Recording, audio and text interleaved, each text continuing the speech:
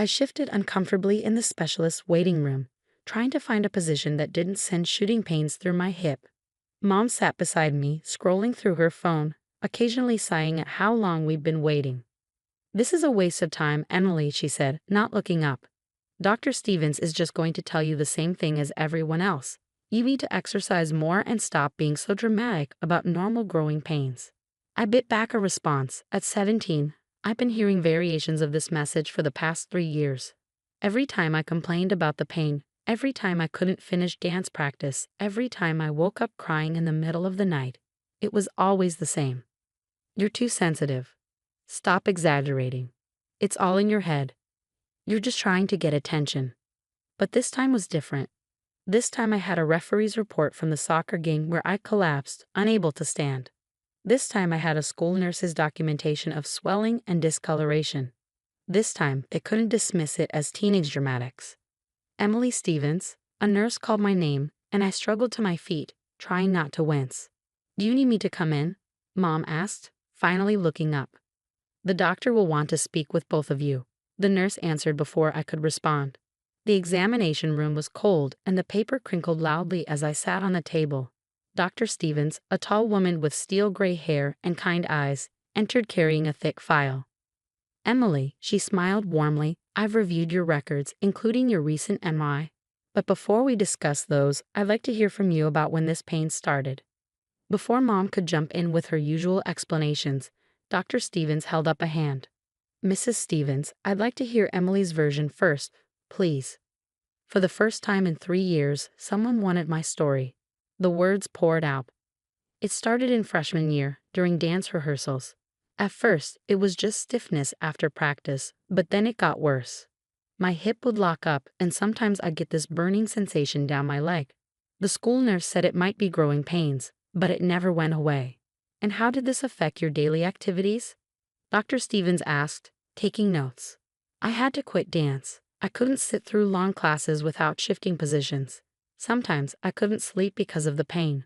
I tried to keep playing soccer, but," I glanced at Mom, who was frowning. "Last week during the game, my leg just gave out." "And what treatments have you tried?" "We try ibuprofen," Mom interjected, "and heat packs. The pediatrician said it was normal teenage complaints." "I see." Dr. Stevens' expression was unreadable as she pulled up my MRI images on her tablet. "Mrs. Stevens, Emily, I need to show you something." The images meant nothing to me, just gray shapes on a black background. But Dr. Stevens began pointing out specific areas, her voice growing more serious. "This is Emily's hip joint. See these irregular areas? This isn't growing pains. Emily has a condition called hip dysplasia, likely present since birth but exacerbated by athletic activities. The socket of her hip joint is too shallow, causing the ball of the femur to slip out of place repeatedly." Mom's dismissive expression faltered. But the pediatrician should have ordered imaging studies when Emily first reported persistent pain, Dr. Stevens said firmly. "Because this went untreated for so long, there's significant labral tearing and the beginning of arthritis." The collapse during the soccer game was inevitable. Her joint was literally coming apart. The room went silent. I could feel tears running down my face, not from pain this time, but from relief. Finally, someone believed me. Finally, there was proof. "What?" Mom's voice cracked. "What does this mean for Emily?" "It means," Dr. Stevens said, "that your daughter has been walking around with a serious orthopedic condition for years, while being told she was exaggerating. It means she'll need surgery, followed by extensive physical therapy, and it means that some of the damage is permanent." Mom's face had lost all color. "Permanent?" If this had been caught earlier, we might have had more conservative treatment options. Now surgery is the only way to prevent complete joint failure. I watched as my mother's worldview visibly crumbled. All those times she'd accused me of being dramatic, of seeking attention, of making mountains out of molehills. They played across her face like a slideshow of guilt. "When can we schedule the surgery?" I asked, my voice stronger than I expected. Dr. Stevens smiled at me, respect in her eyes. "Let's talk about your options." The drive home from Dr. Stevens' office was silent. The thick packet of surgical information sat heavy in my lap. Along with prescriptions for pain medication, Real pain medication, not just the ibuprofen I've been told to stop relying on. Mom gripped the steering wheel so tightly her knuckles were white. Twice she opened her mouth to speak, then closed it again. What could she say? Sorry I didn't believe you when you were literally falling apart. My phone buzzed with a text from Dad. How did it go? He hadn't been able to leave work for the appointment, confident it would be another waste of time. I wondered how Mom would explain this to him. The surgery is scheduled for next month, I texted back. It's bad, Dad, really bad.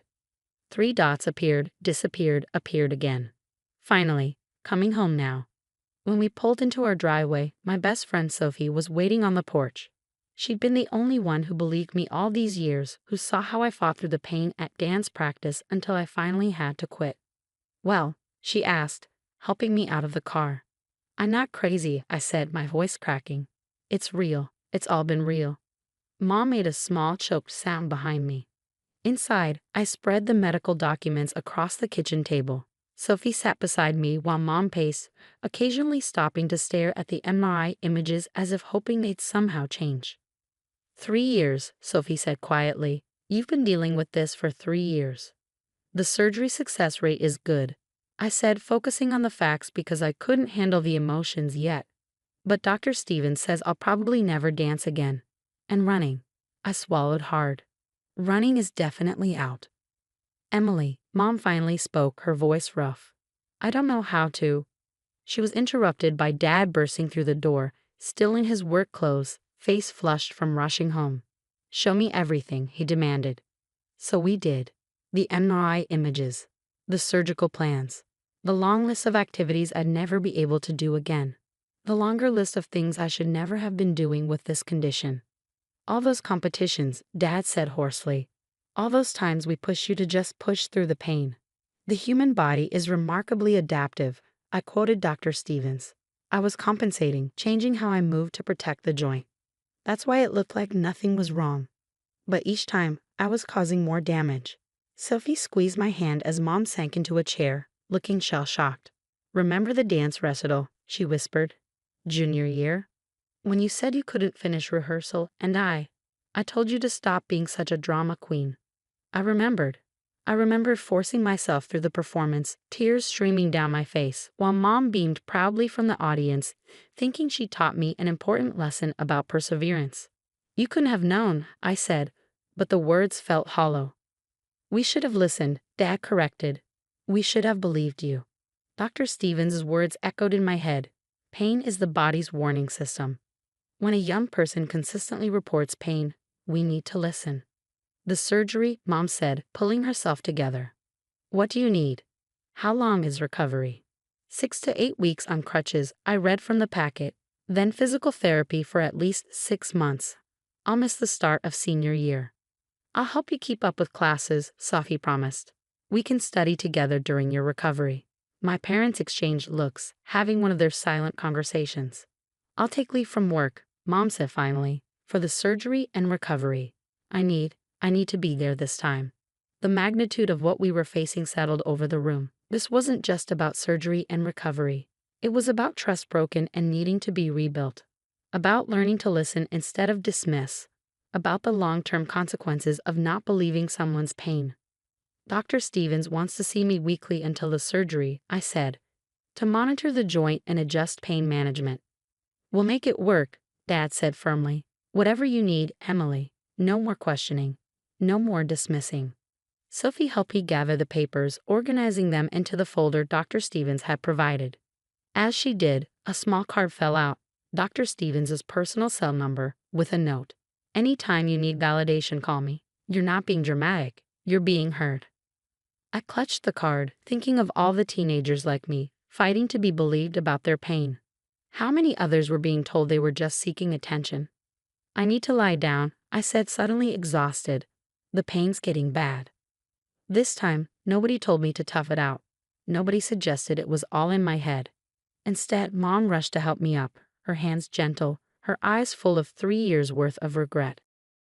1 year after the surgery, I sat in Dr. Stevens' office for my final follow-up appointment.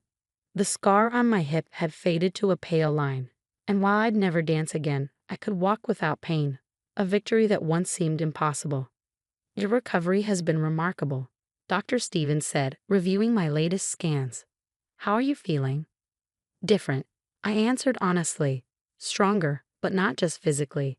She nodded, understanding what I meant. The past year had transformed more than just my hip joint.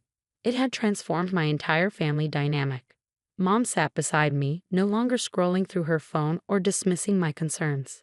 She'd taken 3 months off work during my recovery, attending every physical therapy session, learning exercises to help me at home.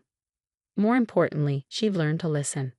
I've been thinking about starting a support group, I told Dr. Stevens, for teenagers dealing with chronic pain and medical gaslighting. Would you be willing to speak sometimes? I'd be honored, she smiled. Your story has already helped change how we approach young patients in this practice. It was true. After my case, the practice had implemented new protocols for evaluating persistent pain in adolescents. No more automatic dismissals of teenage complaints. No more assumptions about drama or attention seeking. My phone buzzed. A text from Sophie about our college plans. We'd both been accepted to state universities, mine with a focus on patient advocacy and healthcare administration. My experience had shown me exactly what I wanted to do with my life. Emily's speaking at the medical conference next month, Mom said proudly, about the importance of believing young patients. Dr. Stevens beamed. I'll be in the front row. The conference invitation had come after I'd written an article for the local paper about my experience. The response had been overwhelming. Hundreds of messages from other teenagers and parents who'd gone through similar situations. Dad had cried when he read the article. I wish we'd listened sooner, he'd said. But I'm so proud of how you're helping others now. As we left Dr. Stevens' office, I moved carefully but confidently. My gait would never be perfect. Too many years of compensation had created permanent changes in how I walked. But I was pain-free for the first time in years. Coffee? Mom suggested. These mother-daughter coffee dates had become our new tradition, a time for open, honest conversation. At the cafe, I showed her the draft of my conference speech. She read it carefully, tears welling up at certain parts. The most damaging pain wasn't physical, she read aloud. It was the pain of not being believed, of having my reality constantly questioned. Is it too harsh? I asked. She shook her head. It's exactly what people need to hear. My support group was starting next week. 20 teenagers had already signed up, all with stories similar to mine. Parents who dismissed their pain. Doctors who assumed they were exaggerating. Years of damage done by delays in treatment. Sometimes I still feel guilty, Mom admitted, setting down the speech. When I see you limping after a long day or when you talk about dancing. I know, I said gently, but we can't change the past. We can only learn from it. And we had learned. My parents had become advocates for believing children's pain. Dad had started a scholarship fund for teens needing specialized medical care. Mom volunteered at the hospital, helping parents navigate complex medical diagnoses. Dr. Stevens had told me once that healing comes in many forms. The surgery had healed my hip, but the real healing had come from finally being heard, believed, validated. My phone buzzed again. A message from one of my future support group members. Thank you for sharing your story. It gave me courage to keep fighting for answers. I smiled, showing Mom the message. She squeezed my hand, understanding the weight of it. We weren't just healing my old wounds anymore. We were helping prevent new ones, creating a future where teenagers wouldn't have to fight so hard to have their pain taken seriously. Ready for the conference? Mom asked. I nodded, thinking of all the faces I'd seen in that audience, all the stories yet to be heard. Ready to make some noise, I said. And this time, no one's calling it dramatic.